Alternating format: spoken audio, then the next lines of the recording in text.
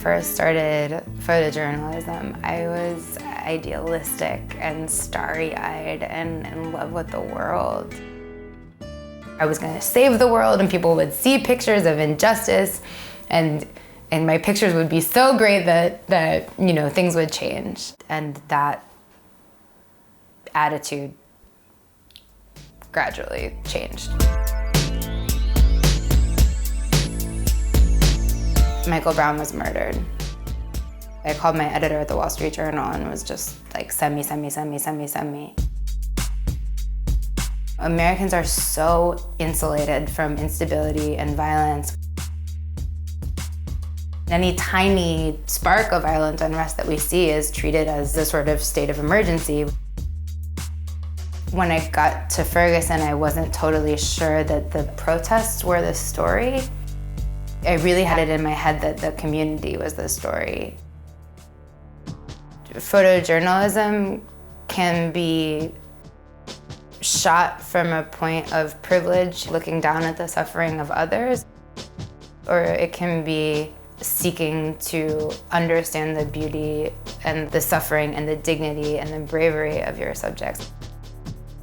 We're asking people to allow us to be present during the worst and best and most difficult moments of their life. I feel comfortable as a journalist to put feeling into the work while still being totally honest and still not allowing myself any factual bias. I went to Venezuela for the first time in early 2014 when there was a massive wave of anti-government protests. At the time, there were people that still believed in this government. There were other people that were totally valid in their reasons to want to fight against it. Nobody understands what's going on in Venezuela outside of Venezuela. And I found all of it sort of magical and unexpected and so complicated. And I came back to New York, and everybody was saying, you know, great job, great image of light pouring through tear gas. I felt like I had created, at best useless and at worst sort of propaganda for something I didn't believe type of images. And I missed it. And so I went back. I went back like 3 weeks later, and I started what I think is the actual work.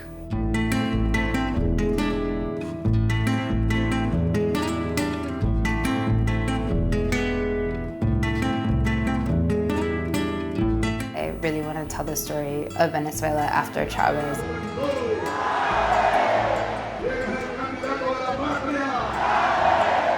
He represented this massive hope for the working people of Venezuela. He was regarded as a savior of the poor. It's been very tragic to watch what could have been achieved with those ideals just completely fall apart over these years. Leaving your house in Venezuela is a life or death situation. There's no rule of law. There's so little guarantee that you'll even make it home at night. Independent violence statistics put Venezuela's murder rate as one of the highest in the world, but nobody's exactly sure what the numbers are. Fear is this crazy, omnipresent, invisible weight in Venezuela. And I think it affects everyone really deeply. I get scared. If you're not scared in Venezuela, you're crazy. You cannot bring your camera out unless you're protected by somebody who has power, because if you walk around with something expensive out, somebody is gonna take it from you. The thing about the risks to me is that I have the incredible privilege of coming and going. When I get exhausted by how hard it is to navigate that situation safely, I get to come back to New York, where I'm incredibly safe. My friends and loved ones and colleagues down there don't have that privilege, so it's really hard for me to even think too much about the risks to myself, because everyone I know in that country is going through worse. Of course, the images of the kids throwing Molotov cocktails are important and they grab your attention and they have a real value. But that struggle is happening in everyday life. The soldiers are so used to this terrible violence. They're just standing around and you see this young woman. She has so much frustration and anger on her face.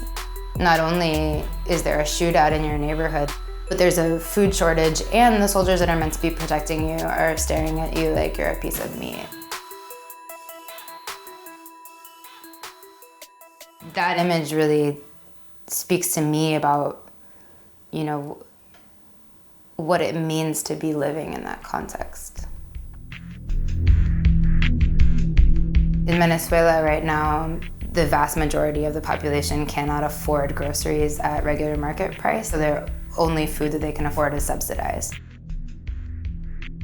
And those have to be purchased at government markets. You can only shop on a day that's assigned to you according to your ID number.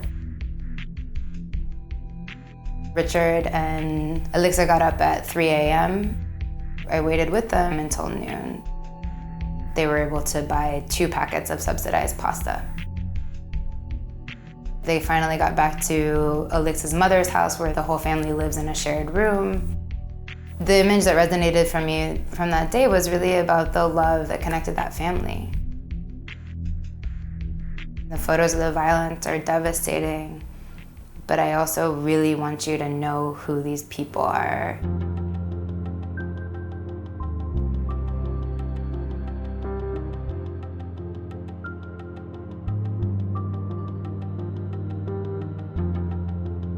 We can use photography as a vehicle to search and explore and understand,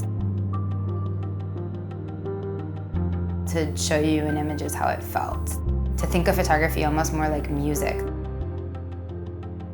It can transport you into a whole other world, and that's going to require much more than one note.